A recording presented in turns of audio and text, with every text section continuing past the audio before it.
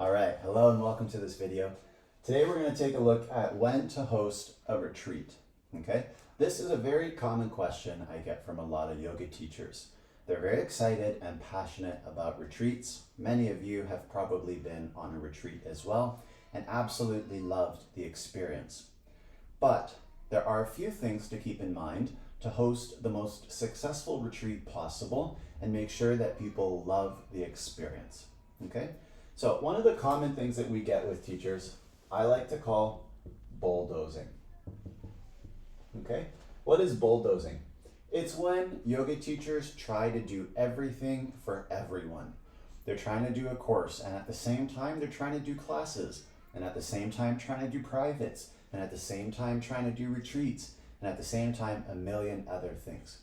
And what happens is we're bulldozing all the options at the same time, but it's not getting anything done, right? A student here, one or two students there, that's pretty much it. So we need to be mindful of the bulldozing. So how does hosting a retreat come into this? Well, hosting a retreat has three large requirements, okay? Your first requirement is having a rock solid niche, okay? You've probably heard about niches before. So what exactly is a niche? A niche is the problem you solve.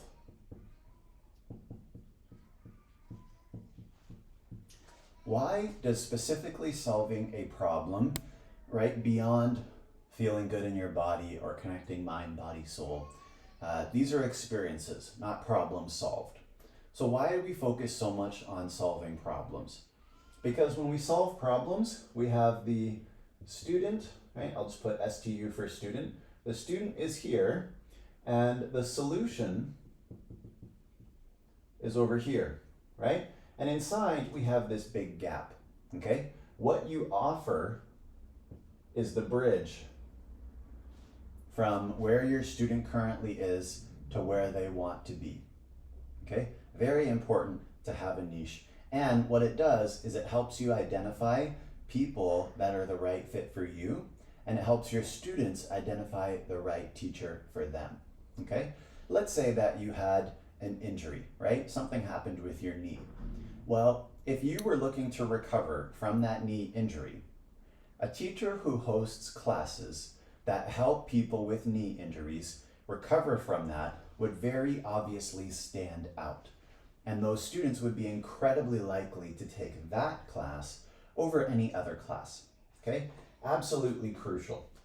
So a niche is the first thing you need before we start hosting or even talking about hosting retreats, okay?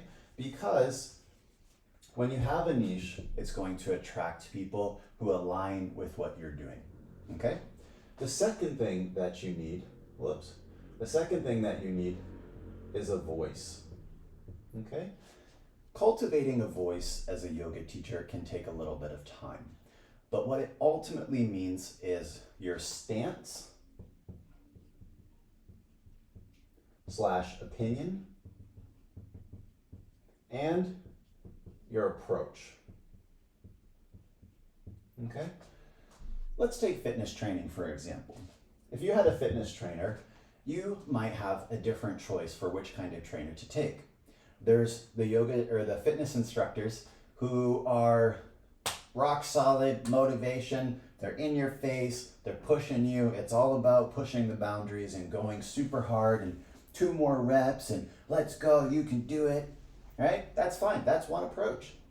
And then there's the other person who's there, who's very calm, who's very supportive, who's giving you instructions step by step. They're very focused on particular things and being more nourishing rather than motivating, okay? So your voice is the approach you take on topics, on certain events that are happening in the field, things of this nature. Why do you need a voice, right? Well, what we can really learn from this is you need to be what's called polarizing, okay? Polarizing is being ultra clear and firm on one particular stance over the opposite, okay? So for example, what we might do is say, everyone can do a handstand and I'm going to teach you how to do it. Right? Some people really attracted to that. Other people think that that's not going to work for them and they're repelled from it, right? And that's okay. Often yoga teachers don't have much of a voice because they're too afraid of taking a stance or an opinion on something. And as a result, they don't attract people strongly, right? If you have strong opinions, then you have a strong attraction. You need to be very clear about this. So for me, one of the parts of my voice is I believe that for yoga teachers especially, teaching online is the best way to earn a sustainable and scalable income. It's just a fact, right? There's so many reasons why, and having come from teaching only in-person classes, it's just not as scalable as going online, right? That's one of my voices. People who align with that love working with me. People who think that they should only be doing in-person group classes don't even look at me, and I'm perfectly okay with that, and you should be too. Okay? So why do you need a voice when you're thinking about a retreat? Well, your retreat needs to focus on something, and in order to focus on something, you need to have a voice, right? You need to be convinced that your niche solves a specific problem in a specific way for a certain group of people. And if you don't have a clear voice on that, nobody's going to believe in you. Okay? The third thing you need is a solution. Okay? So, everyone in the world has some kind of problem. You need a solution to solve that problem. Okay? Want to get your word out? For some people, the solution is writing a book. For others, it's starting a YouTube channel. For others, it's hosting teacher trainings. Okay? But what you need is a solution that clearly takes people from here to here, right? From problem state to solution state. And your way is the way that people are going to take, and it's going to take them there step by step. Okay? So how does a solution connect to having a retreat that attracts students? Glad you asked that question, right? So let's say, for example, we're going to talk about weight loss. There's lots of different ways to lose weight, okay? You're going to take one specific approach. Maybe it's yoga for weight loss, right? Now, you might agree right now that yoga shouldn't or should be used for weight loss. Perfect. That's part of your voice. Keep that in mind. So, first thing you'll want to do is have a course, right? And this course is on weight loss. Let me just grab a new marker here. So your course is on weight loss, right? And your course is going to have a certain number of steps, right? Actions that help people methodically go from this place to this place. What's nice about weight loss is we could say lose 10 kilos, kg in 3 months, okay? So that's what you're offering. Lose 10 kilograms in 3 months. And whether you believe that that's going to happen or not, this is the approach, okay? So how do we tie this into having a retreat? Well, you've got your course. This is your solution. Now, we're going to look at what's called a pre-course solution, okay? So, or retreat, right? So we're going to say pre-course retreat, okay? So here, you're having one specific type of retreat that is going to take content from your course and introduce it to people. Introduce to clients, right? You might show people how to have a better diet, an introduction to some exercises, some work on mindset around losing weight, that kind of thing, okay? The idea here, now your retreat has context and focus. It's structured. It provides a direction for people to go on, right? And this is part of their journey. So people come to your pre-course retreat and you teach them introductory content about losing weight, right? It's not the full-blown 10 kilos in 3 months. It's just an introduction, okay? Now, some of those people, they're gonna go, fantastic, absolutely love this retreat. It's the best thing I've ever done. I can't wait to learn more from you, right? And what are those people going to do? Well, at the end of your retreat, you're going to talk a little bit about your course, right? And you're going to introduce people to your course. Now, a percentage of these people are going to be so interested and motivated to lose that 10 kg in 3 months that they're going to sign up for your course. Okay, so they're going to go on that journey with you, and it's a 3-month course, let's just say, right? I don't know if you can lose 10 kg in 3 months or not, but they go on this journey and you help them to learn handstand, lose weight, meditate for 45 minutes straight and love it. Whatever your deliverable is, okay? So you're doing this through your course where you give them all the goodies, everything you've learned, the stuff that's helped you, all your training, right? That comes in your course. The pre-course retreat is just an intro to legitimately help people, but also to motivate people to get into the course, okay? Now, inside your course, you're gonna have people who go through this process, absolutely love it, and realize, I'd love to do more with you as their teacher, right? So now they're looking for another solution. Maybe 5 months after the course, they've lost track of their progress. They haven't been following the diet. They're not doing the exercises. Life gets in the way, right?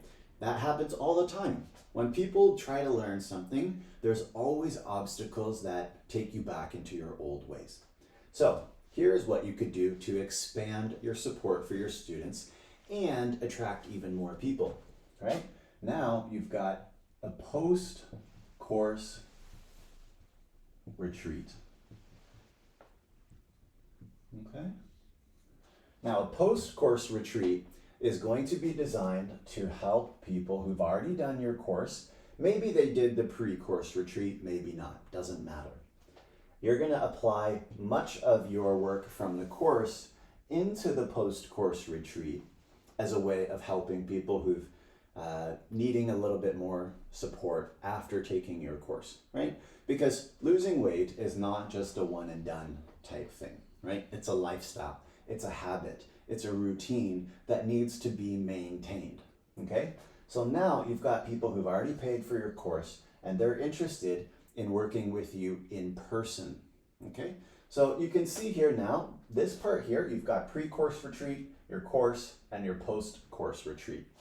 This builds what's called your value ladder, right? You want to have something that takes people on an incredible journey step by step and takes them further and further into the life that they want. Remember, we have to take people from a problem to a solution, okay? Maybe your post-course retreat is going beyond losing that 10 kg. Maybe the people who are successful at losing that 10 kg want to build a little bit more muscle. They want to firm their butt. They want to reach some kind of progress with their leg press, right? Some sort of fitness orientated element. Now they're interested in working with you in person, okay? So when you have something like this, now you've made it very clear that you are the person who's there to help them. And you can connect with people at whatever stage of their journey they're ready to engage with you on, okay? And each of these things can be built at your own pace. What I recommend is that you start with the course.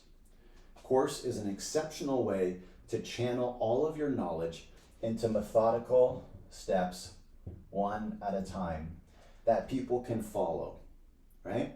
Now that you've got your main offer, your course, you can introduce other stuff. Maybe you offer some kind of book. Maybe you offer new accessories. I think I spelled that wrong, sorry. Whatever it is, if it's centered around your course, you're going to help people who have different needs and different desires, but are related to your core offer, okay? So this is a really powerful way to start hosting retreats. If you're gonna host a retreat and you don't have a core offer, right, like some kind of solution to a problem that people have, it's going to be very, very hard to try and convince them to sign up.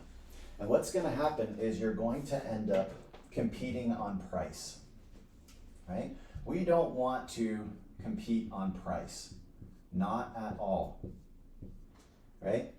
because then the only thing you have to offer is a discount. If you lower your price, every single time you lower your price, you're bringing yourself closer to going out of business. Because the only competitive advantage you have is I'm cheaper than the other person, right? Well, what happens when somebody else comes along and undercuts you, right? A cheaper retreat in a cheaper country with less stuff. And it's ultimately a race to the bottom, and whoever gets there first goes out of business, right? Then you got to go back to your job. Then you're not hosting retreats anymore. Then you're not teaching yoga anymore. Then you're not living the life that you want to be living, okay? If you've got something like this, you've got one source of income, two sources of income, three sources of income, and they all talk about the same thing. They just address different parts of people's journey, okay? So if you're interested in learning how to build a core offer that can grow and become sustainable as you become more and more focused on your teaching, right?